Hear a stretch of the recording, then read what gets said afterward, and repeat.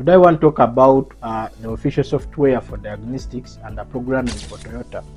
And if you are looking for a very affordable tool for diagnosing Toyota and Lexus cars, this video is good for you.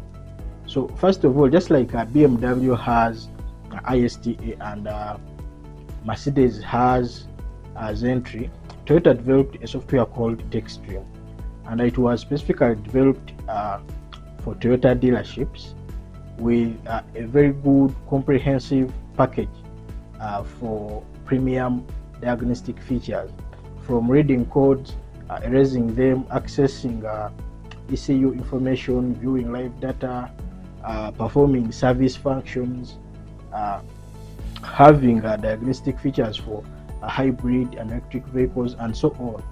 So this is a very good tool, especially if your budget is tight and you're working on a Toyota car.